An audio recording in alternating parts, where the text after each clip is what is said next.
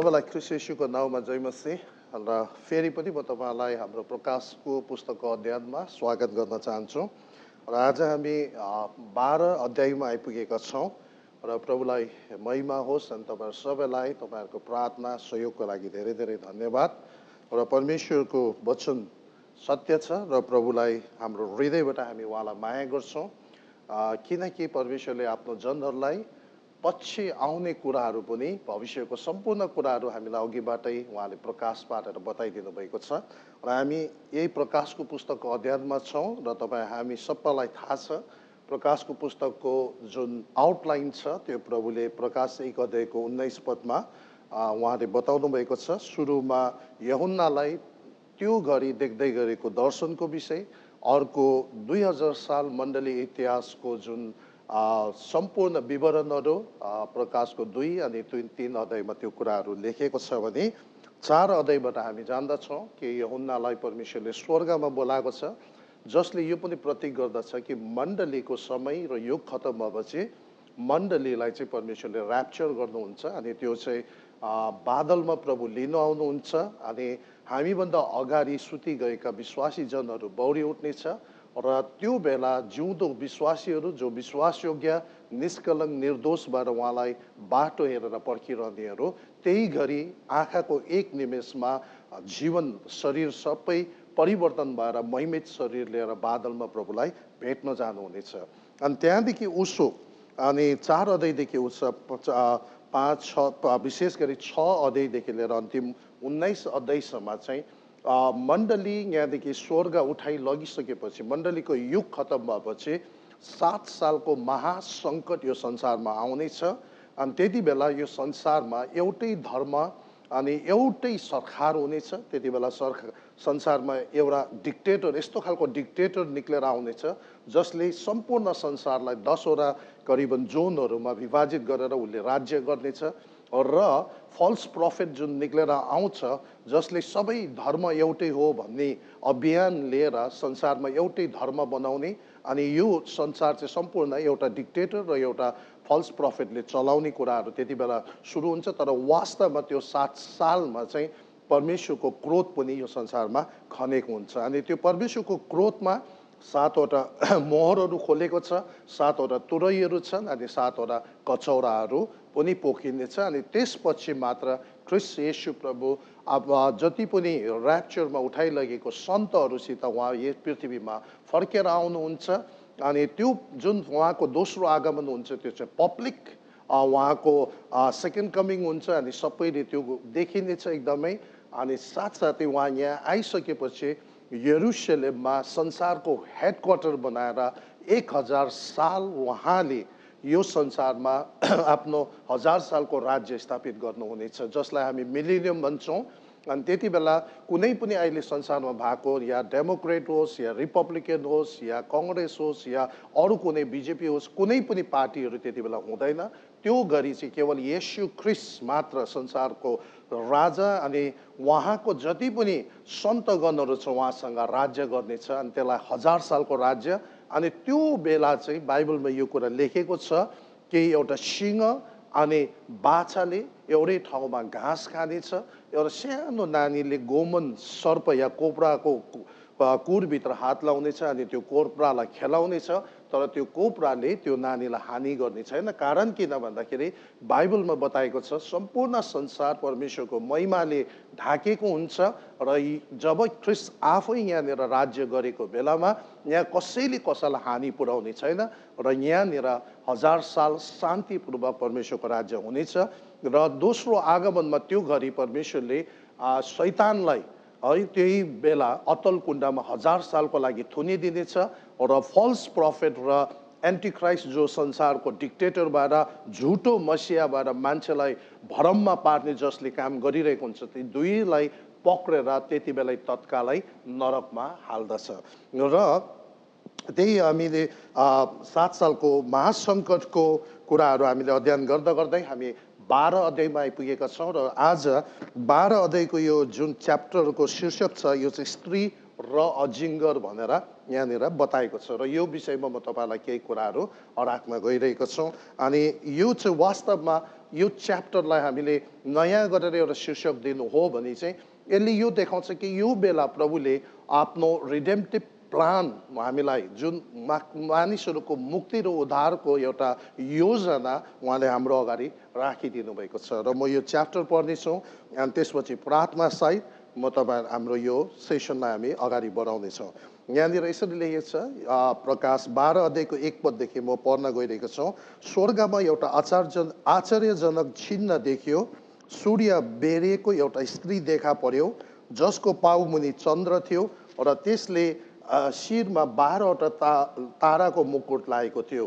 त्यो गर्भवती थिए र जन्माउने अवस्थाको पीडामा प्रसव वेदनाले चिचाइरहेको थिए। अनि स्वर्गमा अर्को एउटा चिन्ह देखियो, 7वटा शिर, 10वटा सिङ, शिरमा 7वटा मुकुट लागेको एउटा ठुलो रातो अजिङ्गर देखा पर्यो। त्यसको पुच्छरले स्वर्गको 1/3 तारालाई सोरेर पृथ्वीमा फालिदियो। बालक जन्मन साथ त्यसलाई निनिहालौँ भने त्यो अजिङ्गर बालक जन्मन लागेको स्त्रीको सामुने खडा भयो। त्यस स्त्रीले सारा जातिहरूलाई फलामको डन्डाले शासन गर्ने एउटा छोरो जन्माई।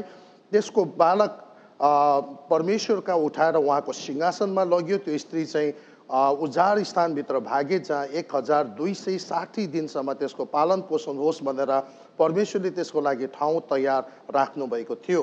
अनि स्वर्गमा लडाइँ भयो। मिखाएल र त्यसको दूतहरूले त्यस अजिङ्गरसँग युद्ध गरे। अजिङ्गर र त्यसका दूतहरूले पनि युद्ध गरे, तर यिनीहरू हारे र यिनीहरूका निम्त स्वर्गमा कुनै ठाउँ रहेन। त्यो ठुलो अजिङ्गर तल फाल्यो, त्यो प्राचीन सर्प जो सारा संसारलाई बहकाउने दियाबुलस वा शैतान हो, त्यो पृथ्वीमा फ्याँक्यो र त्यसका दूतहरू त्यसका साथसाथै फ्याँके। तब मैले स्वर्गमा यसो भनिरहेको एउटा ठुलो आवाज सुने, आओ हाम्रो परमेश्वरको मुक्ति, शक्ति, राज्य र उहाँको ख्रिस्टको अधिकार आएको छ। किनकि हाम्रो भाइहरूलाई दोष लगाउने जसले हाम्रो परमेश्वरको सामुने तिनीहरूलाई दिनरात दोष लाउँछ त्यो तल फ्याँकेको छ। तिनीहरूले थुमाको रगत र आफ्नो गवाहीको वचनको कारण त्यसलाई जितेका छन् र तिनीहरूले मृत्युसम्म पनि आफ्नो ज्यानको माया राखेन। यसकारण यस स्वर्गमा रहने तिमीहरू रमाऊ, तर पृथ्वी र समुद्रलाई धिकार छ, किनभने आफ्नो समय अन्त्य छ भने अल्प छ भने थाहा पाएर दियाबुलस ठुलो क्रोध साथ तिमीहरूका तल आएको छ। जब त्यस अजिङ्गरले आफू पृथ्वीमा फ्याँकेको देख्यो तब त्यसले छोरो जन्माउने त्यस स्त्रीलाई खेद्यो, तर त्यस स्त्रीलाई त्यस सर्पको सम्मुखबाट उजाड स्थानमा उडेर जाँदालाई ठुलो गरुडको 2 पखेटा दिए। त्यो उजाड स्थान 3.5 वर्षसम्म त्यस स्त्रीको पालन पोषणको निम्ति तयार गरेको थियो। त्यस स्त्रीलाई बाढले बगाओस् भनेर त्यस सर्पले स्त्रीको पछि आफ्नो मुखबाट नदी जस्तो पानी निकाल्यो, तर पृथ्वीले त्यस स्त्रीलाई सहायता गर्यो र अजिङ्गरले आफ्नो मुखबाट निकालेको नदी पृथ्वीले आफ्नो मुख उगाडेर निलिदियो। तब त्यो अजिङ्गर त्यस स्त्रीसँग क्रोधित भयो र त्यसका बाँकी सन्तानसँग युद्ध गर्न गयो, अर्थात् तिनीहरूसँग जुनहरूले परमेश्वरको आज्ञाहरू पालन गर्दछ र येशूको गवाही दिन्दछ। अनि त्यो अजिङ्गर समुद्रको किनारमा खडा भयो। आउनुहोस् हामी छोटो प्रार्थना साथ यो विषयहरू हामी यसको अर्थ के हो हामी यो कुराहरू हेर्नेछौँ। परमेश्वर बुवा, हामी तपाईँलाई धन्यवाद दिन्छौँ तपाईँको वचनको लागि र विशेष गरी प्रभु तपाईँ यो गरी तपाईँको वचनबाट पवित्र आत्माको प्रकाश र अभिषेकद्वारा हामीसँग बोल्नुहोस्। तपाईँले अघिबाटै हामीलाई हुन आउने कुराहरू सबै बताइदिनु भएको लागि धन्यवाद। तपाईँले मानिस जातिलाई अति नै प्रेम गर्नुहुन्छ अनि जसले गर्दा तपाईँले हामीलाई नरकमा नपरोस् र आफ्नो पुत्र येशू मार्फत उहाँको बलिदान मार्फत हामीलाई बचाएर अनन्तसम्म केवल 1000 वर्षको राज्यमा मात्र नभएर प्रभु नयाँ पृथ्वी र नयाँ स्वर्गसम्म तपाईँले हामीलाई डोराउन चाहनुभएको छ। हामी तपाईँलाई धन्यवाद दिन्छौँ। प्रकाशको पुस्तक यो 12 अध्यायको लागि महिमा तपाईँलाई होस् येशू प्रभुको नाउँमा, आमेन। आउनुहोस् हामी यो 12 अध्यायमा विशेष गरी एउटा स्त्री अनि अजिङ्गर अनि एउटा बालकको विषयमा वर्णन गरेको छ र खास गरी यो हामीलाई थाहा छ यो हामी 6औं तुरै बजिसकेको छ र यो घरि करिबन 7 सालको महासङ्कटको बिचमा हामी आइरहेका छौँ र यो 7औं तुरै बस्न बाँकी छ र 7औं तुरै करिबन 15-16 अध्यायमा गएर बसेर त्यहाँदेखि उता चाहिँ अब तपाईँको कचौडाको कुराहरू सुरु हुन्छ, त्यो विपत्तिहरू। त्यहाँदेखि प्रभु येशूको दोस्रो आगमनको विषयमा वर्णन गरेको छ। तर यो 12 अध्यायमा यहाँ आएर प्रभुले सुरुदेखि यसले चाहिँ भूतकाल, वर्तमानकाल र भविष्यकाल सबैलाई समेटेर कुरा गरेको छ। यहाँनिर के छ भने स्वर्गमा एउटा आश्चर्यजनक चिन्ह देख्यो। सूर्यले बेरेको एउटा स्त्री देखा परे जसको पाउ मुनि चन्द्रमा थियो र त्यसको शिरमा 12वटा ताराको मुकुट लागेको थियो भनेर भनेको छ है। र यो जुन स्त्रीको वर्णन गरेको छ यो चाहिँ को हो त? यो स्त्री चाहिँ को हो है? यसले एउटा यदि यो विशेष गरी कतिपय बाइबलको विशेषज्ञ विद्वानहरूले यो भन्ने गर्छ, प्रकाशको पुस्तकको 12 अध्यायको यदि गलत तरिकाले उल्था भयो भने सम्पूर्ण प्रकाशको पुस्तकलाई हामीलाई बुझ्नु बहुत गाह्रो हुन्छ। र यो चाहिँ एउटा यस्तो खालको कोर, एउटा यस्तो खालको मेरुदण्ड जस्तो बिचको भाग छ जहाँनिरबाट चाहिँ यो डल्लै पुस्तकको सबै योजनाहरू स्पष्ट गराउँदछ। तर त्योभन्दा पहिला यहाँ हामीले बुझ्नुपर्ने कुरा चाहिँ के छ भन्दाखेरि वास्तवमा यो स्त्री चाहिँ को हो त? किनकि यो स्त्री म हुँ भनेर भन्ने थुप्रो मान्छेहरू छ है। उदाहरणको रूपमा मेरी बेकर एडी भन्ने है, जसले क्रिस्चियन साइन्स भन्ने सुरु गर्यो। न त त्यो यसो हेर्दाखेरि न त त्यो क्रिस्चियन हो न त त्यो साइन्स हो है, त्यो चाहिँ एउटा कल्ट हो, त्यो चाहिँ एउटा झुटो शिक्षा हो। अनि उसले आफैले क्लेम गरेको छ म चाहिँ त्यो स्त्री हुँ। अनि उसले एकदमै त्यो किताबहरू लेखेको छ, उसले क्लेम गरेको छ, जुन चाहिँ वास्तवमा त्यो कुराहरू सही होइन, त्यो एउटा झुटो शिक्षा हो। अनि साथसाथै क्याथोलिक हाम्रो ग्रुपको व्यक्तिहरूले के भन्ने गर्छ भने मदर म्यारी चाहिँ यो स्त्री हो भनेर भन्ने गर्छ। तर यो पनि यो यो यो जब तपाईँले मदर म्यारीलाई हेऱ्यो भने पनि यो पनि एउटा गलत अर्थ हो। यो मदर म्यारीको विषयमा यहाँनिर कुरा गरेको छैन। अनि कतिपय अब इभन इसाई ग्रुपहरूले पनि, अरू चर्च क्रिस्चियन्सहरूले पनि यो भन्ने गर्छ यो चाहिँ चर्च हो भनेर भनेको छ है। तर चर्चले चाहिँ पुत्र जन्माएको छैन। पुत्र भन्दाखेरि यहाँनिर जुन पुत्रको वर्णन गरेको छ, पुत्र भनेको चाहिँ येशू ख्रीष्ट हो। चर्चले येशू प्रभुलाई जन्माएको छैन, तर येशू प्रभुले वास्तवमा चर्चलाई जन्माएको छ। त्यसले गर्दा यो चर्च पनि होइन। तब यो को हो त यो स्त्री चाहिँ? अनि यो स्त्री को हो भनेर यदि हामीले हेर्नु हो भने चाहिँ हामीले उत्पत्तिको पुस्तक 37 अध्यायमा हेऱ्यो भने चाहिँ याकुबको छोरा यशुबले एउटा सपना दर्शन देखेको छ। अनि त्यो सपना दर्शनमा चाहिँ जब तपाईँले उत्पत्ति 37 अध्यायको 9 पदमा हेर्नुभयो भने चाहिँ त्यहाँनिर लेखेको छ, याकुबले यो दोस्रो चोटि जुन सपना दर्शन आएको छ त्यति बेला चाहिँ यसरी दर्शनमा याकुबले देखेको सपना चाहिँ आफ्नो दाजुभाइ र बाउआमालाई बताएको छ। अनि त्यो बेला यसरी भनेको छ, यो सपना दर्शन यस्तो खालको आएको छ कि म तपाईँलाई पढेर सुनाउने छु। यहाँनिर 37 को 9 पदमा, तब तिनले अर्को सपना देखे र तिनको दाजुहरूलाई यसरी भनेर बताए, सुन्नुहोस् मैले अर्को सपना देखेँ, सूर्य चन्द्र र 11वटा ताराले मलाई दण्डवत गरिरहेका थिए। 10 पदमा, तब तिनले आफ्नो बाउ र दाजुलाई यो सपना बताए। तब तिनका बुवाले तिनलाई हप्काएर भने, तैँले देखेको यो सपना के हो? के साँच्चै नै म र तेरो आमा र तेरो दाजुहरू आएर भुइँसम्मै झुकेर तँलाई ढोग्नु पर्छ है? यहाँनिर याकुबले आफ्नो छोराको सपनाको एउटा अर्थ बताइदिएको छ। यहाँनिर घाम अनि जुनको जुन अर्थ छ त्यो चाहिँ बाउ र आमाको हिसाबले यहाँनिर बताएको छ है। अनि यहाँनिर चाहिँ के हो भन्दाखेरि वास्तवमा जुन सपना यहाँनिर देखेको छ, याकुबको नाम पछि गएर बदलेर के भएको छ भन्दाखेरि चाहिँ याकुबको नाम चाहिँ बदलेर इजरायल भएको छ। अनि त्यहाँनिर इजरायलको 12 कुलहरू हामी देख्दछौँ। अनि यहाँनिर चाहिँ के हो भन्दाखेरि चाहिँ जब तपाईँ र मैले यो विषयलाई, यो सपनाको अर्थ हेर्दाखेरि यहाँनिर हामी के बुझ्छौँ भन्दा यो जुन स्त्री जुन भनेको छ यहाँनिर 12 अध्यायमा, यो स्त्री चाहिँ इजरायली जातिलाई भनेको, यहुदी जातिहरूलाई भनेको।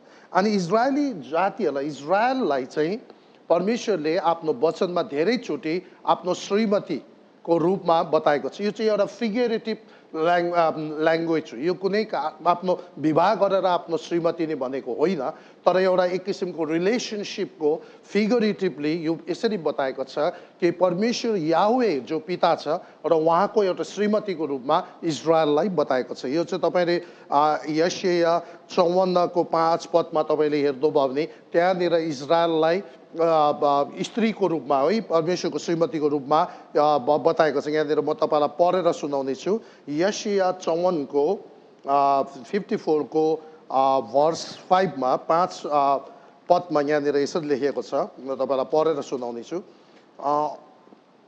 यहाँनिर किनकि तेरो सृष्टिकर्ता तेरो पति हुनुहुन्छ, उहाँको नाउँ सर्वशक्तिमान परमप्रभु हो, इजरायलका परम पवित्र तेरा उद्धारक हुनुहुन्छ है। यहाँनिर सृष्टिकर्ता तेरा पति हुनुहुन्छ, यो इजरायललाई सम्बोधन गर्दै भनेको कुरा हो। र इजरायललाई के भन्दैछ भन्दाखेरि सृष्टिकर्ता परमेश्वर चाहिँ तिम्रो पति हो। अनि यसले गर्दाखेरि इजरायललाई त्यो घडी इजरायलको समयकालभित्रमा चाहिँ इजरायललाई एउटा परमेश्वरलाई चाहिँ इजरायलको यावेलाई चाहिँ पतिको रूपमा बताएको छ। यिर्मया 3 को 14 पदमा पनि त्यही कुरा बताएको छ। इजिकियल 16 अध्यायको 32 पदमा पनि त्यो कुरा बताएको छ। होसिया 2 अध्यायको 2 पदमा पनि त्यो कुराहरू बताएको छ। त यहाँबाट के देख्छ भन्दाखेरि यहाँनिर चाहिँ इजरायलीहरूलाई चाहिँ त्यो स्त्री हो, त्यो यो चाहिँ यहुदी जाति र इजरायल हो भनेर हामी थाहा पाउँछौँ। अनि इजरायल तपाईँलाई यहुदी जाति कहाँबाट सुरु भयो त? तपाईँलाई मलाई थाहा छ यहुदी जाति भन्ने चाहिँ एउटा अब्राहम भन्ने, त्यो पनि एउटा अन्य जाति, एउटा पेगन मान्छे थियो है। अनि उनीहरूको खास गरी काम तपाईँ र मैले हेऱ्यो भने उनीहरूको बाउबाजेको काम मूर्ति बनाउने काम गर्थ्यो। तर परमेश्वरले अब्राहमलाई बोलाउनु भयो अनि अन्तमा गएर परमेश्वरले अब्राहमद्वारा नै यहुदी जाति उसको नातिको पालोमा याकुबलाई इजरायल भनेर नाम राख्यो। अनि इजरायललाई बोलाउनुको कारण तपाईँहरू मलाई थाहा छ, जब संसारमा बाबेलको धरारा मान्छेले आफ्नो नाम बनाउने, मान्छेहरू कोही पनि ईश्वरको अधीनमा नबस्ने, आफै यो संसार चलाउने, कसैले मलाई कन्ट्रोल नगरोस्, कसैले मलाई माथिबाट नहप्काओस्, म आफू खुसी जे मन परे त्यही गर्न चाहन्छु भने मान्छेको त्यस्तो खालको विचारधारा भएको कारणले गर्दा बाबेलको धरारा एक किसिम आफैले बनाउने, एउटा ठुलो नाम राख्ने, परमेश्वर हाम्रो कुरामा हस्तक्षेप नगरोस्, इन्टरफेयर नगरिदियोस् भन्ने खालको मान्छेको इच्छा थियो। वास्तवमा राम्रोसित हेर्नु हो भने परमेश्वरले मान्छेलाई एकदम हस्तक्षेप गरेर कन्ट्रोल गर्न पनि चाहँदैन। तर मान्छे पापमा फँसेको छ र मान्छे पापमा भएकोले गर्दा राम्रोभन्दा बेसी नराम्रो काम गर्छ। एउटाले अर्कोलाई बढी हानि गर्ने, बढी आरिस गर्ने, लोभ गर्ने, ठग्ने, विभिन्न कुराहरू मानिस जातिमा पाप बढेर गएपछि हत्या गर्ने, बेविचार गर्ने, रेप गर्ने, विभिन्न चोरी डकैत सबै कुरा एकअर्काको नराम्रो गर्ने कुराहरू पक्ष धेरै बढेर जाने भयो। कारण के भने मान्छे पापमा छ। त्यसै कारणले गर्दा मान्छेलाई त्यो अवस्थाबाट बाहिर निकाल्नका लागि परमेश्वरले हस्तक्षेप गरिरहेको छ। तर यो बाबेलको धरारामा जब मान्छेले एउटा ठुलो धरारा बनाएर चाहिँ आफ्नो नाम राख्ने अनि परमेश्वरको अधीनमा नरहने जुन एउटा अभियान चलाएको थियो प्रभुले, त्यति बेला मानिसहरूलाई बचाउनका लागि त्यो सबै प्रोजेक्टलाई रोक्नका लागि भाषाहरू विभाजित गरेको छ। जब विभिन्न भाषा बोल्ने थुप्रै देशहरू बने, त्योभन्दा अगाडि एउटै भाषा हुँदा एउटा व्यक्तिद्वारा परमेश्वरले आफ्नो सन्देश मानिसका पुर्याउन सक्नुहुन्थ्यो। तर यो गरी अब थुप्रै जाति देशहरू निक्लेर आएपछि अब कसद्वारा चाहिँ बनाउँ, कसरी चाहिँ कम्युनिकेट गर्ने, कुन तरिकाले उहाँको सन्देश पुर्याउने, त्यसले गर्दाखेरि उहाँले के गर्नुभयो भन्दा एउटा जाति, एउटा व्यक्तिलाई चुनेर ऊद्वारा एउटा जाति बनाएर इजरायल र यहुदी जातिलाई बनाएर उनीहरूलाई व्यवस्था दिएर उनीहरू चाहिँ त्यो सबै अरू जातिहरूको बिचमा परमेश्वरको तर्फबाट एउटा रिप्रेजेन्टेटिभ, एउटा प्रतिनिधि जस्तो एउटा उदाहरण, एउटा इक्जाम्पल जिएर देखाउनु पर्ने अवस्था थियो। त्यसले गर्दाखेरि इजरायल जाति चाहिँ त्यसरी बनेर आयो। तर जब तपाईँले हामीले त्यो दाउद यशायाको पुस्तकमा पनि तपाईँले हेर्नुभयो भने 11 अध्यायको 1 पदमा त्यहाँनिर के भनेको छ भने यशायाको ठुटाबाट चाहिँ उद्धारक जन्मेर आउनेछ भनेर है। ख्रिस्ट येशू जन्मिने त्यो बालक चाहिँ दाउदको घरानाको कहलाने छ, दाउदको सन्तान भनेर पनि कहलाने छ, जुन चाहिँ इजरायलको राजा थियो है। अनि त्यस कारणले गर्दाखेरि हामी के थाहा पाउँछौँ भन्दाखेरि इभन अब्राहमलाई पनि प्रभुले के भन्नुभयो भने तेरो सन्तानद्वारा पृथ्वीको समस्त सन्तानहरूलाई, मानिसहरूलाई म आशीर्वाद पुर्याउने छु। अनि यसको अर्थ चाहिँ के हो भन्दाखेरि वास्तवमा अब्राहमको वंशबाट दाउदको वंशबाट येशू ख्रिस्ट आउने, जुन येशू ख्रिस्ट चाहिँ केवल एउटा क्षेत्रको लागि होइन, एउटा रिजनको लागि होइन, एउटा देशको लागि होइन। कतिपय हाम्रो विश्वासहरू चाहिँ एउटा ठाउँमा मात्र सीमित हुन्छ, लोकली, रिजनली या नेसनली। तर प्रभु येशूको यो जुन सारा कुरा चाहिँ आज ग्लोबली छ, सारा संसारभरि। र त्यस कारणले गर्दा आज हामी इसाईहरू चाहिँ कुनै पनि एउटा समुद्रभित्रको एउटा सानो टापुमा पनि हामी इसाई भेटाउँछौँ। जुनै देशमा गयो भने पनि हामी प्रभुलाई मान्ने व्यक्तिहरू भेट्छौँ। कारण के भन्दा यो लोकल होइन, यो चाहिँ ग्लोबल हो, यो सारा संसार। अनि ख्रिस्ट येशू प्रभु चाहिँ अब्राहमको वंशद्वारा यसरी एकजना व्यक्ति जन्मेर संसारको सबैभन्दा 20 भागमा, संसारमा सबै भाषा बोल्ने सबै मानिसहरू, सबै रङ रूपको मानिसको पापको उद्धारको लागि आफ्नो रगत क्रुसमा पवित्र रगत बगाउनको लागि आउनुभयो। किनकि हाम्रो पाप केही कुराले मेट्न नसक्ने, केवल एउटा पवित्र रगत जसले कहिल्यै पाप गरेको छैन त्यस्तो एउटा बलिले मात्र धुन सक्ने भएको कारणले गर्दा अब मानिसमा कोही त्यस्तो खालको क्यान्डिडेट, त्यस्तो खालको कोही व्यक्ति नभएपछि परमेश्वर येशू ख्रिस्ट आफै मान्छे भएर जन्मेर आएर बिना संसारको बाउ बिना, किनकि यदि संसारको बाउ उहाँमा भएको भए त्यही 20 भएकोले गर्दाखेरि त्यो पापमा हुने थियो। तर बिना संसारको बाउद्वारा उहाँ चाहिँ एउटा पवित्र व्यक्तिको रूपमा जन्मेर संसारको सबै मानिसको पापको लागि उहाँ क्रुसमा बलि हुनुभयो। र यो चाहिँ यो जुन स्त्री भनेको छ, यो चाहिँ हामीले यहाँबाट के थाहा पायो भन्दाखेरि यो चाहिँ इजरायलको घराना हो, यो इजरायली जातिको विषयमा बताएको। तर यहाँनिर अब 2 पदमा त्यो गर्भवती थिए र जन्मने अवस्थाको पीडामा प्रसव वेदनालाई चिचाइरहेका थिए है। इजरायलीबाट त्यो जन्मिने, त्यो अब गर्भवती भएको, जहाँबाट इजरायली जातिद्वारा चाहिँ मसिहा यो संसारमा ल्याउनु पर्ने थियो है। यो अब्राहमको सन्तानद्वारा या दाउदको सन्तानद्वारा येशू ख्रिस्ट यो संसारमा आउनुपर्ने एक किसिमको एउटा प्रसव वेदनाको कुराहरू यहाँ बताएको छ। अनि स्वर्गमा अर्को एउटा चिन्ह देख्यो, 7वटा शिर, 10वटा सिङ, शिरमा 7वटा मुकुट लागेको एउटा ठुलो रातो अजिङ्गर देखा पर्यो। त्यसको पुच्छरले स्वर्गको 1/3 तारालाई सोरेर पृथ्वीमा फालिदियो। बालक जन्मिन साथ त्यसलाई निलिहालौँ भने त्यो अजिङ्गर बालक जन्मिन लागेको स्त्रीको सामुने खडा थियो। यहाँनिर स्वर्गमा यूहन्नालाई अर्को एउटा दर्शन दिएको छ। त्यो दर्शन चाहिँ के थियो अरे भन्दा 7वटा शिर, 10वटा सिङ, शिरमा 7वटा मुकुट लागेको एउटा रातो अजिङ्गर थियो। अनि बाइबलमा यो ओल्ड सर्पेन्ट, यो रातो अजिङ्गर जुन छ, ड्रागन, यो चाहिँ शैतानलाई बताएको छ। यो चाहिँ शैतान हो। अनि यो चाहिँ को हो भन्दा वास्तवमा तपाईँलाई मलाई थाहा छ, यो चाहिँ वास्तवमा परमेश्वरले सृष्टि गरेको एउटा स्वर्गदूत थियो। अनि यो स्वर्गदूत चाहिँ एक्चुअली एकदमै सबैभन्दा एकदमै राम्रो गार्जियन एन्जल, राम्रो खालको बनाएको थियो।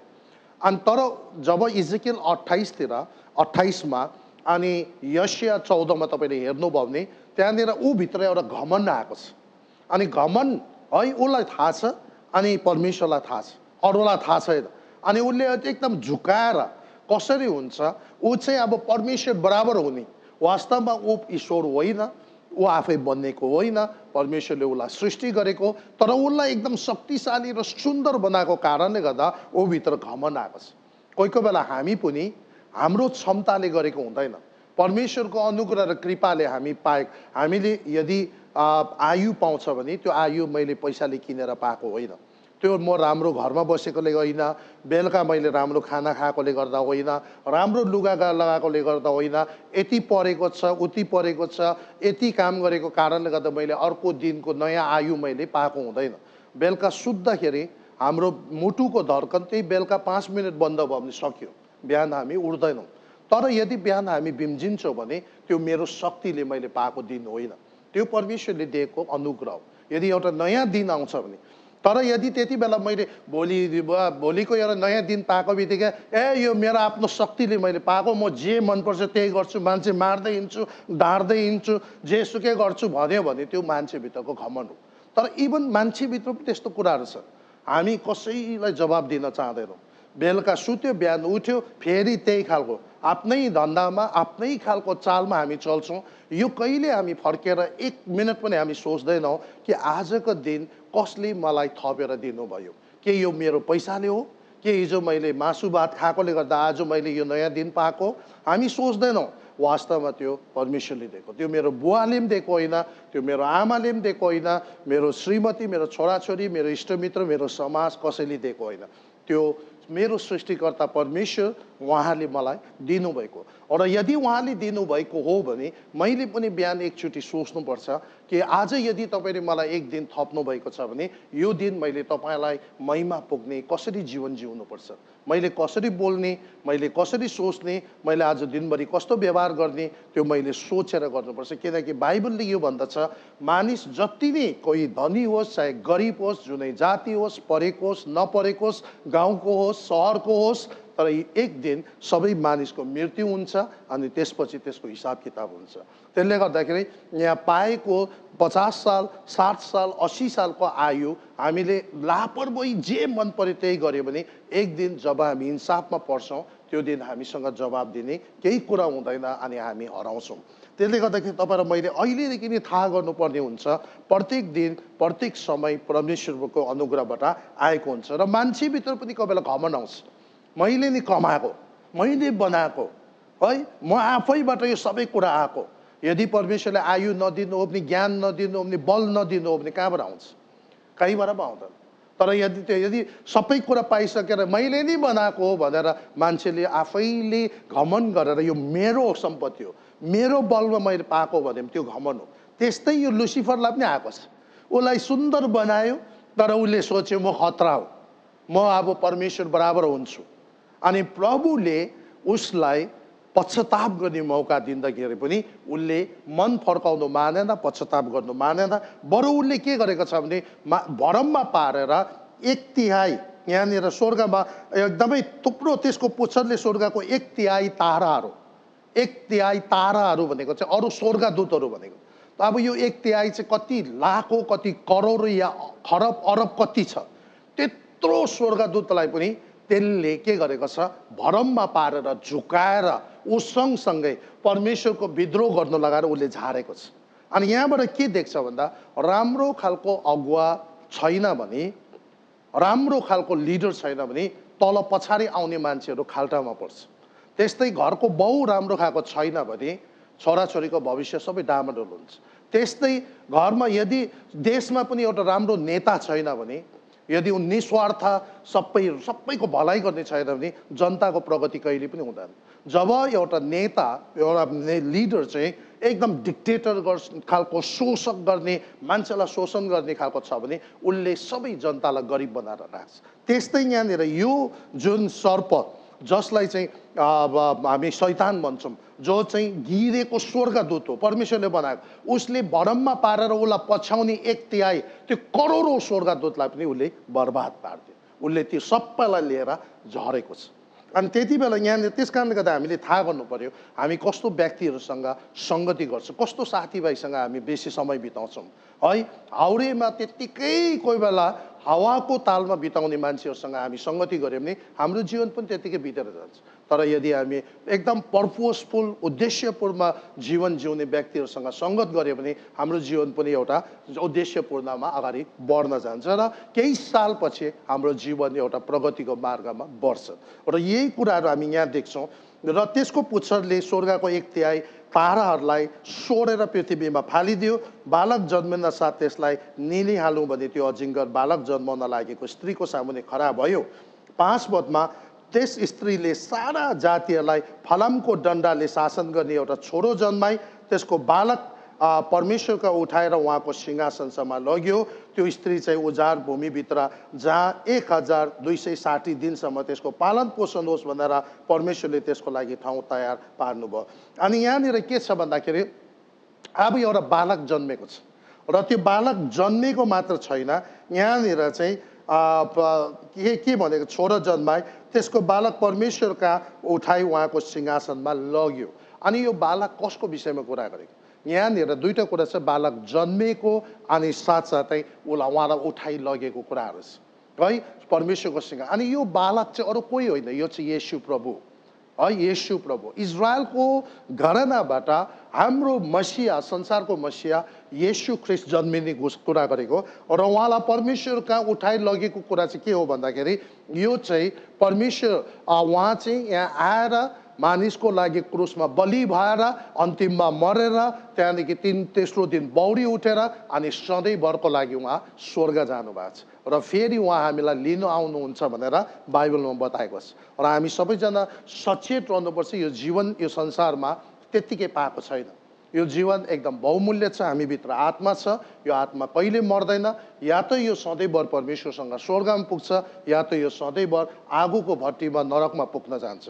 त्यसले गर्दा हाम्रो पाप संसारमा हुँदाखेरि नि यो यस्तो खालको योजना परमेश्वरले तयार गरेको कुरालाई बुझेर पहिल्यै तयार भएर ख्रिस्टलाई ग्रहण गरेर आफ्नो पाप धोएर क्षमा पाएर उहाँको योजनाभित्र लागेर आफ्नो जीवन अगाडि बढाउन सक्यो भने निश्चय पनि हामी आशिषित हुन्छौँ।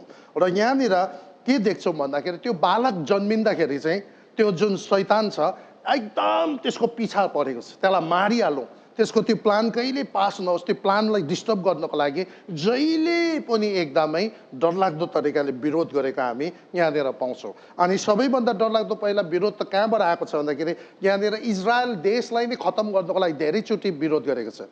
यो शैतानले सुरुदेखि नै एकदमै मानिसलाई जसरी हुन्छ डुबाएर मानिसलाई अन्धाधुन्दा अन्धविश्वासमा राखेर यतिकै 70-80 वर्षको जीवन यहाँ बिताएर रुपियाँ पैसा संसारको विभिन्न सुख सुविधाको पछाडि लगाएर यहाँदेखि उताको जीवनको पछि पटक्कै सोच्नु नदिएर अनि त्यहाँदेखि सधैँभरको लागि नरकमा ऊ सँगसँगै लानका लागि उसले प्रयास गर्दैछ।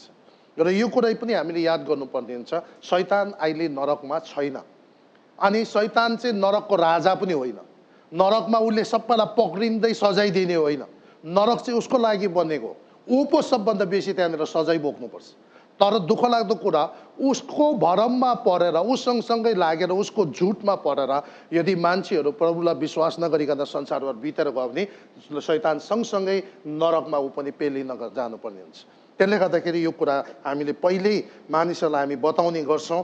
अनि यहाँनिर दुष्टले शैतानले सुरुदेखि नै सुरुमा त्यो परमेश्वरले अदनको बगैँचामा हावालाई झुकाएर त्यति बेला चाहिँ एउटा सर्पको रूपमा आएको छ। अनि जहाँनिर त्यहाँ प्राचीन सर्प साँप भने जुन त्यहाँनिर अर्थ छ त्यो साँपलाई चाहिँ हिब्रू भाषामा नाहास भनेको छ। हिब्रू भाषामा नाहास भनेको चाहिँ चम्किने खालको तामा जस्तो काँसा जस्तो भनेको अलिक चम्किने। अनि जहिले पनि शैतान चाहिँ रूप बदलेर कोही बेला स्वर्गदूत जस्तै भएर मान्छेको अगाडि आउँछ अनि मान्छेलाई झुकाउन थाल्छ। कतिचोटि हामीलाई उल्टा कुराहरू सिकाउँछ। तिम्रो परमेश्वरले तिमीलाई माया गर्दैन, तिमीले कसले देखेर आएको छ परमेश्वर, कहाँ छ स्वर्ग र नर्क, अनि यो मरेपछि सक्यो एकैचोटि। यस्तो विभिन्न कुराहरू मान्छेको मनमा लाउने गर्छ। कारण उसको एउटै कुरा छ, कसरी यो मान्छेलाई परमेश्वरदेखि टाढो राखौँ। किन भन्दाखेरि तपाईँ र मलाई उसले एकदमै घृणा गर्छ। शैतानले पटक्कै मन पराउँदैन हामीलाई। कारण किन मन पराउँदैन भन्दा मानिस जाति चाहिँ परमेश्वरले आफ्नो स्वरूप र प्रतिरूपमा बनाउनु भएको छ। हामी स्पेसल छौँ। हाम्रो जस्तो यो 10 औँलीको छाप आज संसारमा सुरुदेखि बनेकोदेखि अहिलेसम्म कसैको बनेको छैन। हाम्रो जस्तो डिएनए कसैको पाउँदैन। कारण किनभने बाइबलमा के भन्छ भन्दाखेरि हामी सबैलाई आमाको गर्भमा बनिनु पठाउनुभन्दा अगाडि परमेश्वरले आफ्नो किताबमा हाम्रो स्केच बनाउनुहुन्छ। हामी एउटा बिल्डिङ बनाउँदाखेरि इन्जिनियरबाट यदि हामी नक्सा बनाउँछौँ भने परमेश्वरले मानिसलाई आमाको गर्भमा पठाएर बनिनुभन्दा पहिला उहाँको आफ्नो पुस्तकमा हाम्रो मास्टर प्लान बनाउनुहुन्छ। त्यस कारणले गर्दा हाम्रो जस्तो डिएनए कसैको छैन। 800 करोड मान्छे छ आज पृथ्वीमा, कसैको फिङ्गर प्रिन्ट्स मिल्दैन, कसैको डिएनए मिल्दैन। हामी एउटै पिस मात्र हो, हामी जस्तो अर्को पिस छैन। कारण किनभने हामी स्पेसल हो। प्रभुले हामी एक एकजनालाई पर्सनली माया गर्नुहुन्छ। यो बेग्लै कुरा हो। हामी उहाँलाई नपुज्नु, उहाँलाई नचिन्नु, उहाँको बाटोमा नआउनु भनेको त्यो मान्छेको बेग्लै कुरा हो। तर शैतानले चाहिँ कुनै हालतले पनि हाम्रो सृष्टिकर्तासँग मान्छेको सम्बन्ध जोडेको मन पराउँदैन। त्यसले गर्दा अदनको बगैँचामा पनि ऊ त्यहाँनिर हावालाई झुकाउन पुगे, मान्छेलाई पतन गराए। कैन र हाबिलको समयमा पनि कैनलाई आफ्नो भाइ मार्ने हतियार बनायो त्यहाँदेखि नुहाको समयमा इभन झरेको स्वर्गदूतहरू छोरा मान्छे भएर मानिसको छोरीहरूसँग विवाह गरेर सन्तान नै सबै मान्छेको सबै सन्तान नै दुष्ट बनाउनको लागि त्यसले प्रयास गर्यो ताकि यो संसारमा मुक्तिदाता जन्मिन नसकोस्। तर परमेश्वरले त्यो गरे पनि नुहाद्वारा एउटा जहाज बनाएर डल्लै जल प्रलय ल्याएर 8 जना मात्र नुहाको श्रीमती 3 जना छोरा र बुहारीहरू बचाएर फेरि मान्छेको बिउ त्यहाँबाट सञ्चाइ गरेको छ। अन्त्यमा गएर एउटा जब भाषा विभाजितबाट थुप्रै जाति भएपछि चाहिँ परमेश्वरले के गरेको छ, अब्राहमलाई बोलाएर एउटा जाति निर्माण गरेर यहुदी जातिहरूलाई परमेश्वरको सन्देश पुर्याउने, जातिहरूको बिचमा साथसाथै त्यो जातिद्वारा एउटा मसिहा जन्माउने प्लान पनि गर्नुभयो। अनि त्यो बिचमा इजरायललाई तपाईँले हेर्नुहोस् कति देरलाग्दो खेदो भयो। इजरायललाई कति वर्षसम्म अरूको देशमा उनीहरू रेफ्युजी भएर बस्नु पर्यो। इभन भारतमा आएर बस्यो, पाकिस्तानमा आएर बस्यो, रसियामा गएर बस्यो, देशबाट निकाल्यो। सबभन्दा बेसी संसारमा सबैभन्दा बेसी सतावटमा परेको जाति नै इजरायली जाति हो। अनि इजरायली जातिलाई यति साह्रो डरलाग्दो हिटलरले तपाईँले हेर्नुभयो भने 60 लाख इजरायली जाति यहुदीहरूलाई सेकेन्ड वर्ल्ड वरको समयमा एउटा ग्यास चेम्बर त्यो हलभित्र हालेर मारिदिएको छ। इजरायलीहरूलाई स्पेनमा डरलाग्दो तरिकाले तिनीहरूलाई सताउरहेको छ। रोम साम्राज्य उनीहरूको विरुद्धमा खडा भयो, विभिन्न कुराहरू आयो। तर अचम्म लाग्दो कुरा 14 मे 1948 मा यशाया अगमवक्ताले भविष्यवाणी गरेको थियो कि एकै दिनमा एउटा देश बनिन सक्छ र, तर म एकै दिनमा मेरो देश, मेरो जाति या मेरो इजरायललाई म एउटा स्वतन्त्र देश बनाउने छु। साँच्चै नै एकै दिनमा 14 मे 1948 मा अचानक एकै दिनमा इजरायल एउटा सोभरेन कन्ट्री भएर आयो। अनि आज तपाईँ अहिले हामीलाई थाहा छ इजरायल पावरफुल भएर आएको छ, सुपर पावर छ है। योभन्दा 100 वर्ष अगाडि, करिबन 120 वर्ष अगाडि एउटा व्यक्ति, त्यहाँनिर एकजना साइन्टिस्टले के भनेको थियो भने इजरायल चाहिँ यति साह्रो रुखो भइसकेको छ कि त्यहाँको जमिनमा क्याक्टस रोप्यो भने पनि उम्रिँदैन भनेको थियो। अहिले भारतले पनि सबै खेतीपातीको तकनिकी चाहिँ इजरायलबाट किनेर ल्याउँदैछ। इजरायलको आर्मागेदनको त्यो भ्यालीहरू हेऱ्यो, बेसीहरू हेऱ्यो भने यति साह्रो हरियाली छ। त्यहाँबाट सबभन्दा बेसी एग्रिकल्चर प्रडक्टहरू विभिन्न देशहरूमा त्यहाँबाट चाहिँ सप्लाई हुन्छ। किन? किनकि परमेश्वर विश्वासयोग्य र परमेश्वरको वचन सत्य छ। र परमेश्वरको वचन चाहिँ उहिले नै यस्तो थियो उस्तो थियो अन्दाजमा छैन। यसको पछाडि ऐतिहासिक गवाईहरू छ, हिस्ट्री यसको पछाडि गवाई छ है, के भएको छ, कस्तो भएको छ। अनि इजरायललाई त्यसरी खेदेको छ। अनि यहाँनिर पनि हामीले हेऱ्यौँ भने अब इभन यो महासङ्कटको समयमा 7 सालको महासङ्कटको समयमा पनि सुरुमा त्यो जुन ऱ्याप्चर भएर गइसकेपछि चाहिँ यो संसारमा एउटा मान्छे निक्लेर आउँछ जो चाहिँ एउटा पोलिटिकल लिडर हुन्छ। अनि ऊ चाहिँ एकदम क्यारिस्मेटिक हुन्छ। उसले सबै संसारको नेताहरू, राजाहरूलाई एउटा प्लेटफर्ममा ल्याउँछ। लडाइँ गरेर, नमान्नेलाई लडाइँ गरेर जितेर पनि उसले एउटा बनाउँछ।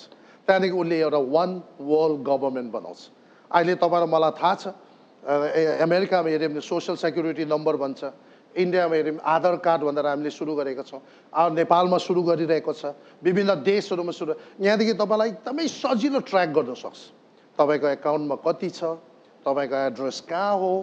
अनि एउटा मेन केन्द्रबाट तपाईँ के गर्दैछ भनेर त्यो मान्छेको डल्लै उसको सालभरि कति कमायो, कति ट्याक्स तिर्यो, कति के गर्यो डल्लै ट्रेस गर्न सक्छ। अनि यो चाहिँ के हो भन्दा वान वर्ल्ड गभर्मेन्ट बनाउने एउटा बाटो हो। अनि एक दिन यो संसारमा एउटा यस्तो डिक्टेटर निक्लेर आउँछ जब मण्डली उठाइ लगिसकेपछि जसले संसारलाई एक बनाउँछ। अनि त्यति बेला एउटा फल्स प्रफिट पनि निक्लिन्छ जसले चाहिँ सारा संसारको सबै धर्महरू चाहिँ एकै बनाएर ऊ चाहिँ मेन त्यो धर्महरूको प्रमुख फल्स प्रफिट जसलाई चाहिँ शैतानले नि के गरेको हुन्छ, अभिषेक गरेको हुन्छ। अनि यो एन्टी क्राइस्टलाई पनि शैतानले नि अभिषेक गरेर त्यो वर्ल्डको लिडर बनाएको हुन्छ। यो दुईटा उसको ट्रिनिटीभित्र आउँछ। अनि यो दुईटाले चाहिँ अब के गर्छ भन्दा जब त्यो सुरुमा त्यो वर्ल्ड लिडर आउँदा इजरायलले पनि चिन्दैन यो चाहिँ शैतानको त्यो अभिषेक गरेको यो एन्टी क्राइस्ट हो भनेर चिन्दैन। उनीहरूले सोच्छ यही होला संसारलाई स्वर्ग जस्तै बनाउने, मेन असल लिडर चाहिँ यही होला भनेर उनीहरू पनि भ्रममा पर्छ। यिनीहरूले इजरायली र त्यो मुस्लिमहरूको बिचमा जहाँनिर अहिले टेम्पल माउन्ट छ, जहाँ मस्जिद छ, त्यो ठाउँमा सबैको बिचमा सन्धि गराएर त्यहाँनिर फेरि मन्दिर पनि निर्माण गराउँछ, यहुदीहरूको मन्दिर पनि निर्माण गराउँछ।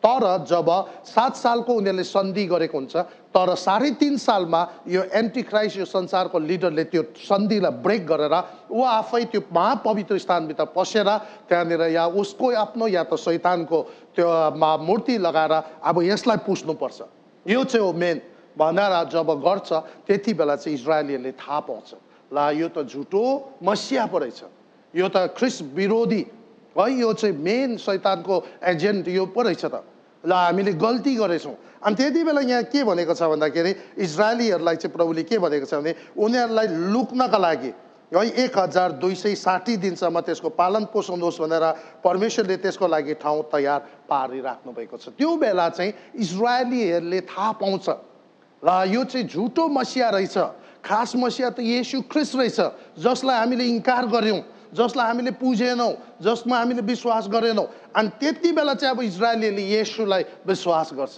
तर गरेपछि के भयो भन्दा अब एन्टी क्राइस्टले चाहिँ यो खालको हुकुम जाहेर गरेको हुन्छ, यदि उसलाई पुजेन भने मृत्युदण्ड हुन्छ। त्यसले गर्दा इजरायलीहरूलाई चाहिँ परमेश्वरले एउटा अलौकिक तरिकाले तिनीहरूको बचाउको लागि एउटा ठाउँ तयार गरेर उनीहरूलाई यरुशलेमदेखि भागेर त्यो ठाउँमा जानु भनेर भनेको छ। अनि यो चाहिँ मत्तीको पुस्तकमा पनि लेखेको छ। इभन यो भाग्ने ठाउँको विषयमा चाहिँ के भनेको छ भने पेट्रा भन्ने एउटा ठाउँ, एउटा पहाड जुन चाहिँ अहिलेको जर्डन भन्ने ठाउँमा पर्छ, त्यहाँनिर चाहिँ इजरायलीहरू भागेर जानुपर्ने कुराहरू छ। योभन्दा अगाडि तपाईँले मैले हेऱ्यो भने पवित्र स्थान र महापवित्र स्थानलाई नाप्नु लगाएको छ है, तर त्यो 11 अध्यायको 1 पदमा तर त्यो अन्य जातिको त्यो बाहिर आउटर कोर्ट चाहिँ ननाप्नु भनेको छ, किनभने यो आउटर कोर्टमा चाहिँ अब चाहिँ यहुदीहरू त्यहाँबाट सबै छरपष्टबाट भाग्ने है, प्रभुले अलौकिक तरिकाले तिनीहरूलाई बचाउँछ र तिनीहरूलाई एउटा ठाउँमा लगेर राख्छ अनि यिनीहरूलाई बचाउनुहुन्छ इजरायललाई त्यो महासङ्कटको बेलामा घट्ने कुराहरू। तर अब त्यो यरुशलेममा चाहिँ पुरा शैतान र त्यसको त्यो वर्ल्ड डिक्टेटरले चाहिँ अब यरुशलेमभित्र उसले प्रवेश गर्नेछ भनेर त्यहाँनिर भनेको छ। अनि यसले गर्दाखेरि यहाँनिर चाहिँ यो त्यहाँनिर अर्को चाहिँ के छ भने 7 पदमा अर्को चाहिँ अनि स्वर्गमा लडाइँ भयो, मिखाएल र तिनका दूतहरूले त्यस अजिङ्गरसँग युद्ध गरे, अजिङ्गर र त्यसका दूतहरूले पनि युद्ध गरे, तर यिनीहरू हारे र यिनीहरूको निम्ता स्वर्गमा कुनै ठाउँ थिएन। त्यो ठुलो अजिङ्गर तल फाड्यो, त्यो प्राचीन साप जो सारा संसारलाई बहकाउने दियाबुलस शैतान हो। यहाँनिर अब स्वर्गमा एउटा लडाइँको विषय पनि बताएको छ। योभन्दा अगाडि पनि शैतानलाई झारेको छ, तर झार्नुको अर्थ चाहिँ के भने उसको जुन आवदा छ, जुन ठाउँ छ, त्यहाँबाट उसलाई बहिष्कार, त्यहाँबाट निकालिदिएको छ। तर पनि त्यति बेलासम्म हामीले अयुबको पुस्तकमा हेऱ्यौँ भने शैतानको परमेश्वरको सिंहासनसम्म आउने एक्सेसहरू हामी देख्थ्यौँ, त्यहाँनिर आउन सक्ने अवस्था। तर यो गरी यो महासङ्कटको यो 20 समयमा चाहिँ अब यहाँनिर चाहिँ के छ भन्दा शैतान माथि बसेर जुन मेन त्यो शैतान त्यो लुसिफर चाहिँ तल चाहिँ उसले 2टा अभिषेक गरेको, पहिलो पशु र दोस्रो पशु है, एन्टी क्राइस्ट त्यो वर्ल्डको लिडर डिक्टेटर अनि एउटा फल्स प्रफेट जो सारा संसारको धर्मको गुरु बनाएर चाहिँ संसारलाई एकदम झुकाएर चाहिँ एउटै ठाउँमा बनाएर उसले जसरी हुन्छ यो 2टाले चाहिँ शैतानलाई पुज्न लाउने मान्छेलाई अनि सबैलाई अन्तिममा गएर नरकमा हाल्ने, तिनीहरूको त्यो अभियान चलिरहेको हुन्छ। तर यो गरी यो महासङ्कटको समयमा जब यो 3.5 वर्ष त्यो 20 भाग पुगेपछि त्यहाँनिर चाहिँ जब शैतानले पनि मन्दिरभित्र पसेर त्यो एन्टी क्राइस्ट पनि मन्दिरभित्र पसेर म नै हो परमेश्वरबाट दाबी गर्छ, त्यति बेला स्वर्गमा एउटा लडाइँ हुन्छ। अनि लडाइँ हुँदाखेरि यहाँनिर मजाको कुरा चाहिँ के छ, परमेश्वर लडाइँमा अगाडि जानु भएको छैन, परमेश्वरलाई लड्नु आवश्यक छैन, परमेश्वरको अगाडि कोही पनि आउन सक्दैन, किन लड्नु। तर यहाँ परमेश्वरको तर्फबाट लड्ने को छ, मिखाएल स्वर्गदूत छ। मिखाएलको अगुवाईमा, माइकलको अगुवाईमा शैतानसँग लडाइँ भयो अनि माइकलको विजय भयो अनि शैतानलाई त्यहाँनिर चाहिँ त्यो मेन जो प्राचीनको सर्फ लुसिफर जो चाहिँ त्यो घडीसम्म माथिको एक्सेस लिएर स्वर्गको एक्सेस लिएर बसिरहेको थियो, त्यो घडीदेखि चाहिँ उसलाई चाहिँ त्यहाँबाट हटाएर तल पृथ्वीमा फालिदिन्छ है, पृथ्वीमा फालिदिन्छ। अनि त्यहाँदेखि उता चाहिँ अब त्यहाँदेखि उन्दो तपाईँले पढ्दै जानुभयो भने के भनेको छ भने स्वर्गमा एउटा रमाहाट भएको छ है, यस कारणले स्वर्गमा रहनेहरू 12 पदमा तिमीहरू रमाओ स्वर्गमा भयङ्कर रमाट भएको छ। इभन यो 11 अध्यायको 15 पदतिर त्यहाँनिर एउटा ठुलो घोषणा पनि भएको छ। अब अनि 7औं स्वर्गदूतले आफ्नो तुरै फुके, यहाँ 7औं तुरै फुकेको छ। त्यसपछि स्वर्गमा यसो भन्ने ठुलो आवाज आए, संसारको राज्य हाम्रो प्रभु र उहाँको ख्रिस्टको राज्य भएको छ अनि उहाँले सदा सर्वदा राज्य गर्नुहुनेछ। अब हेर्नुहोस्, प्रभुको राज्य अब एकदमै नजिक आयो अनि त्यो घोषणा भएको छ 7औं तुरै बज्दाखेरि। अनि यो चाहिँ यहाँनिर शैतानलाई अब चाहिँ स्वर्गमा त्यसको एक्सेस बन्द भयो। योभन्दा अगाडि हामीले अयुबको पुस्तकमा हेऱ्यौँ भने हो, उसले तल अभिषेक गरेर पहिलो पशु दोस्रो पशुलाई उसले एजेन्ट बनाएर चलाइरहेको छ, आफ्नो अभियान यहाँ चलाउँदैछ। तर अब ऊ चाहिँ माथि बसेर, तर अब त्यो एक्सेस पनि हट्यो। त्यहाँनिर लडाइँ भयो अनि ऊ हट्नु मानेन, उसलाई निश्चय पनि। अनि त्यहाँ लडाइँ भयो, उसलाई स्वर्गबाट झार्यो अनि स्वर्गबाट ठुलो रमाहट भएको छ। तर त्यो स्वर्गको रमाहट साथसाथै पृथ्वीको लागि एउटा चेतावनी पनि आएको छ। पृथ्वी अनि यो जुन झारेको चाहिँ कति बेला हो भन्दा मध्य भागमा, करिबन 7 सालको सङ्कटको मध्य भागतिर यो घटना घटेको छ। र यहाँनिर के भनेको छ भने तर पृथ्वी र समुद्रलाई धिक्कार छ, किनभने आफ्नो समय अल्प छ भनेर थाहा पाएर दियाबुलस ठुलो क्रोध साथ तिमीहरूका तल आएको छ। जब त्यस अजिङ्गरले आफू पृथ्वीमा फ्याँकेको देखे तब त्यसले छोरो जन्माउने त्यस स्त्रीलाई खेद्यो। अब हेर्नुहोस्, अब यो जब ऊ पृथ्वीमा खेद्यो, पृथ्वीमा तल झार्यो अनि त्यहाँनिर घोषणा के भएको छ भने पृथ्वीमा र समुद्रमा बस्नेहरूलाई धिक्कार। किन भन्दाखेरि शैतानलाई थाहा छ अब मेरो समय कम्ती छ। अब त उसको माथि स्वर्गको एक्सेस पनि हरायो। अब के छ, खालि पृथ्वीमा ऊ कन्फाइन गरिदिएको छ, यहीँ भित्र मात्र उसको काम हुन्छ। तर अब यहाँनिर पृथ्वीमा चाहिँ ऊ बडो क्रोधको साथ आएको छ। अनि त्यो बेला चाहिँ उसले अब संसारभित्र भयङ्कर तहल्का मचाएर सबै मान्छेभित्र नराम्रो अब एकदमै अवस्था ल्याउने उसले पक्का पनि उसको समय कम्ती छ भनेर थाहा पाएर अब नरक जाने टाइम आइसक्यो। किनभने यो नरक पुगेको छैन, उसले नरक देखेको छैन। अब डरलाग्दो नरक उसको अगाडि पर्खिरहेको छ थाहा पाएर बडो क्रोधको साथ ऊ तल झरेको छ। अनि जब ऊ तल झर्यो तत्कालै त्यति बेला उसले के गरेको छ भने इजरायललाई खेदो गरेको छ। किनभने हामीलाई थाहा छ यो घडी चर्च पृथ्वीमा छैन। यो घडी आज महासङ्कटको सुरु हुँदाखेरि नै मण्डलीलाई चाहिँ प्रभुले ऱ्याप्चर गरेर अचम्म तरिकाले उठाएर लगेको छ। कतिजना जिउँदो हामी यहाँ विश्वासीहरू नमरिकन एकछिनमा बदलेर हामी सिधै बादलमा पुगेर स्वर्ग पुगेको हुन्छौँ। तर अब यहाँनिर चर्च छैन। अनि यति बेला चाहिँ 1,44,000 जुन इभान्जेलिस्टहरू पनि यहुदीहरू थियो अनि दुईटा साक्षीले पनि यहुदीहरूको बिचमा प्रचार, अरू सबैको बिचमा प्रचार गरेको थियो। थुप्रो यहुदीहरूले ग्रहण गरेको थियो। अनि यो गरी जब त्यो एन्टी क्राइस्टले महापवित्र स्थानभित्र पसेर उसले जुन म ईश्वर हुँ भनेर दाबी गरे, त्यति बेला थुप्रै सबै यहुदीहरूले अब फर्केर आएको छ, प्रभुलाई विश्वास गर्ने भएको छ, उनीहरूले येशूलाई विश्वास। अनि यसले गर्दा यो प्राचीनको सर्प तल बडो क्रोध साथ झरेपछि उसले सबभन्दा पहिला खेदो कसको गरेको छ भन्दाखेरि त्यो पुत्र जन्माउने येशू ख्रिस्टलाई ल्याउने घराना इजरायलीहरूलाई खेदो गरेको छ। अनि जब त्यस अजिङ्गरले आफू पृथ्वीमा फ्याँकेको देखे 13 पदमा, तब त्यसले छोरो जन्माउने त्यस स्त्रीलाई खेद्यो।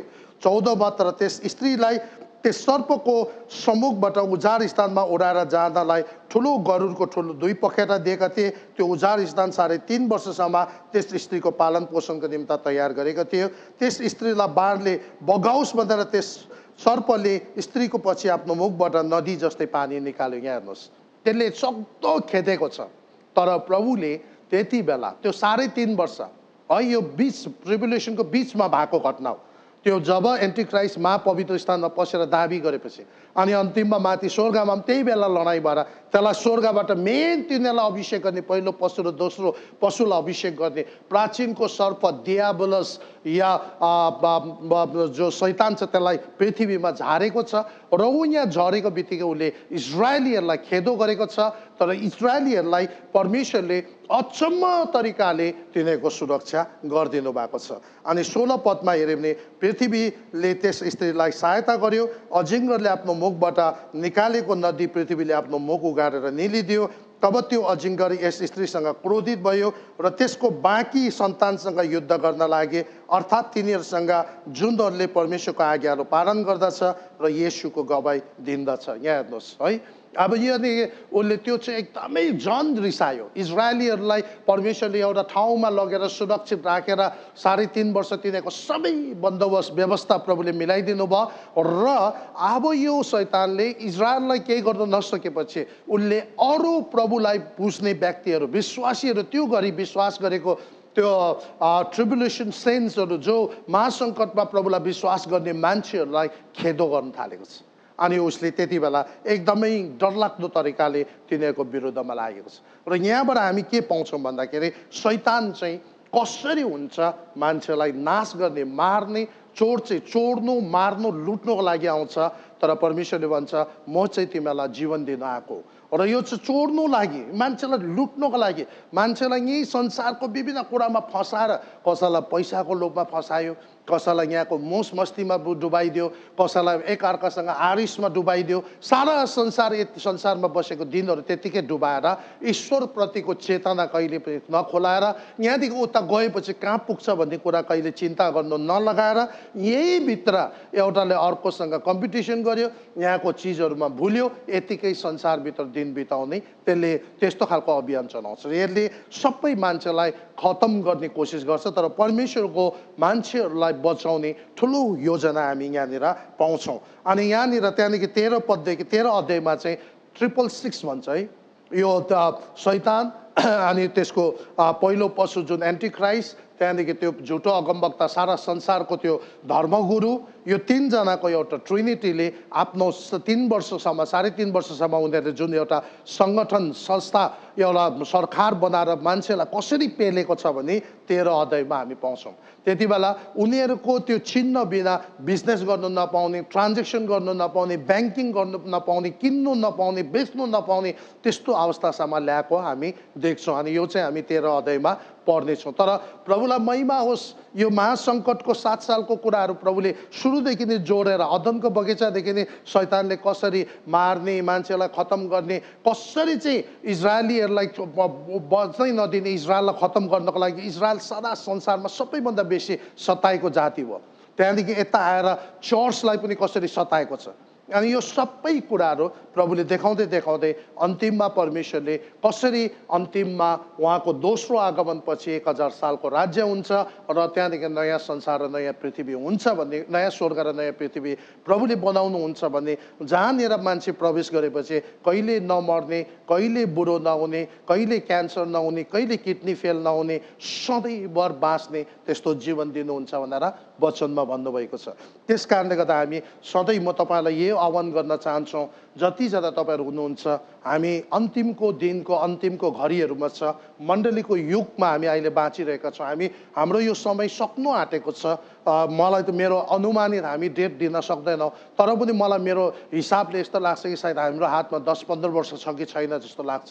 र त्यहाँदेखि उसो चाहिँ ऱ्याप्चर हुने दिन आइसकेको छ। र मण्डली प्रियहरू, म तपाईँलाई यही भन्न चाहन्छौँ, हामी कुनै पनि हालतले संसारको कुराहरूको लागि यहाँ एउटा घरदेखि अर्को 2टा घर, एउटा गाडीदेखि अर्को 2टा गाडी बनाउने कुराहरूमा हामी नभुलौँ। किनकि अन्तमा गएर बाइबलमा के भनेको छ भन्दाखेरि यो पृथ्वी बितेर जानेछ, नयाँ पृथ्वी प्रभुले बनाउनु हुनुहुन्छ।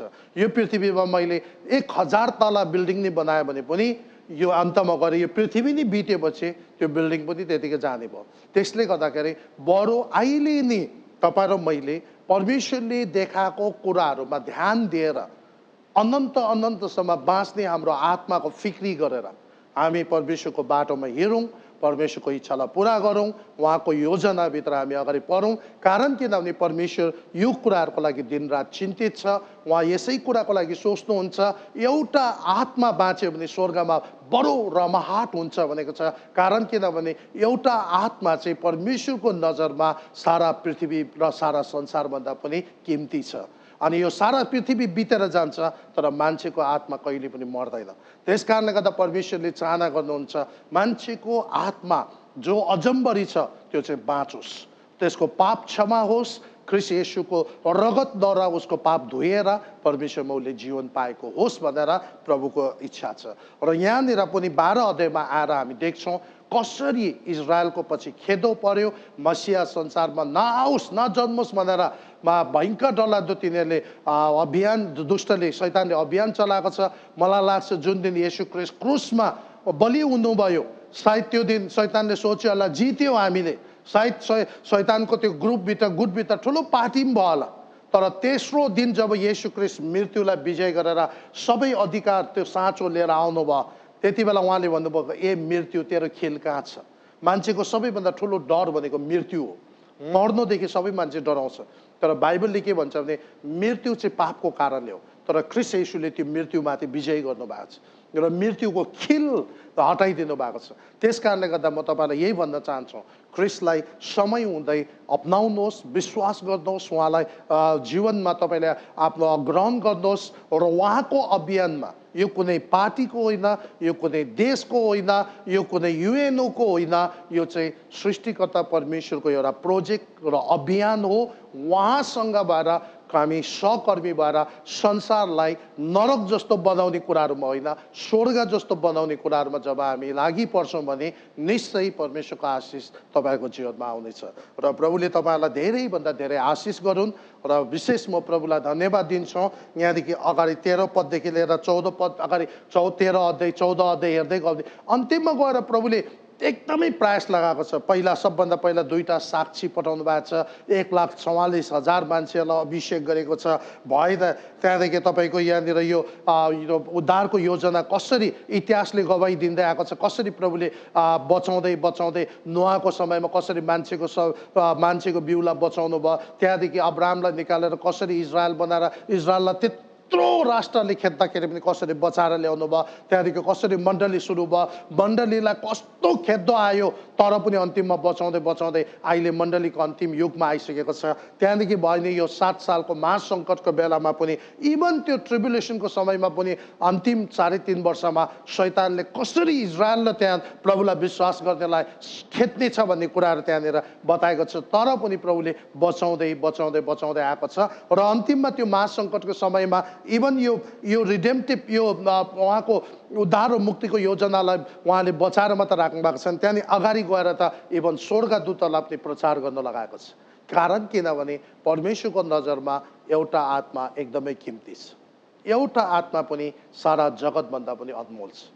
र हामी सबैजनाले कसरी हुन्छ आफू बाँचेर अनि आफू सधैँ तयार रहेर अरूलाई बचाउने काममा हामी लगानी गर्नुपर्ने हुन्छ, हामीले प्रार्थना गर्नुपर्ने हुन्छ, हामीले उपवास गर्नुपर्ने हुन्छ, हामीले दिनुपर्ने हुन्छ, हामीले गएर सुसमाचार गर्नुपर्ने हुन्छ, एकदम असल जीवन जिएर उदाहरण जिउनुपर्ने हुन्छ। किनकि अनन्त हाम्रो लागि सुरक्षित छ, नयाँ स्वर्ग हुन्छ, नयाँ पृथ्वी हुन्छ। अनि त्यो नयाँ पृथ्वी नयाँ स्वर्गमा जुन अजम्बरी जीवन छ त्यसको कुनै गिन्ती छैन, हामी गन्न सक्दैनौँ। यहाँनिर 50-60 वर्ष जीवन चाहिँ उहाँको लागि पुरा हामीले जिदियो भने अनन्त अनन्त हामी परमेश्वरसँग रहनेछौँ। र यो दिनहरूमा हामीले दुःख गऱ्यो भने हामी ऱ्याप्चर भएर गएपछि फर्केर आउँदा ख्रीष्टसँगै 1000 वर्ष उहाँसँग राज्य पनि गर्नेछ। त्यहाँदेखि भएन नयाँ स्वर्ग नयाँ पृथ्वीमा अनन्त अनन्तसम्म परमेश्वरसँग रहन गइरहनेछ। र यो प्रभुको योजना हो र म तपाईँहरू जति पनि प्रभुमा विश्वास भएको जनहरूलाई यसरी उत्साह दिन चाहन्छौँ, संसारको कुराहरूमा हामी ध्यान नलगाउँ, माथिको कुराहरूमा हामी ध्यान लगाउँ, अनन्तको कुरालाई ध्यान लगाउँ। परमेश्वर हामीलाई आज बेलुका सुतेर भोलि बिहान उठ्छ भन्दा कसैले ग्यारेन्टी दिन सक्दैन। हर पल हल गरी प्रभुसँग रहनुभयो भने तपाईँहरू म सुरक्षित रहनेछ। अनि साथसाथै जतिजना बाँच्नु भएको छैन प्रभुमा, तपाईँहरूलाई यही हो, सबैभन्दा सुनला अवसर संसारमा परमेश्वरको अनुग्रह प्राप्त छ। तपाईँ ख्रीष्ट येशू हामीलाई बचाउन आउनुभएको छ। तपाईँले उहाँको उद्धार र मुक्तिको मार्गलाई पछ्याउनुहोस्, अनन्त जीवन प्राप्त गर्नुहोस्। परमेश्वरले तपाईँलाई आशिष गर्नुहुनेछ।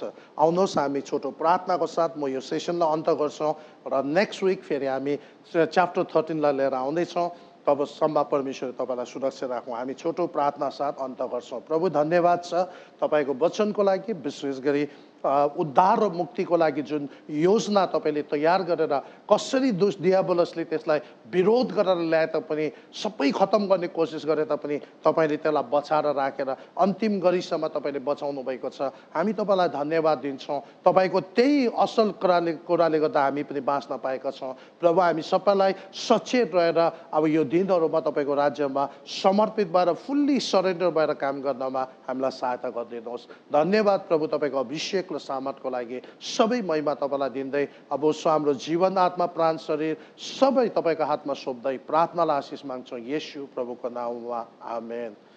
सबैलाई प्रभुले धेरै धेरै आशिष गरून् र नेक्स्ट विक हामी फेरि भेट्नेछौँ। तबसम्म परमेश्वरले तपाईँलाई सुरक्षा राखौँ। जय मसीह।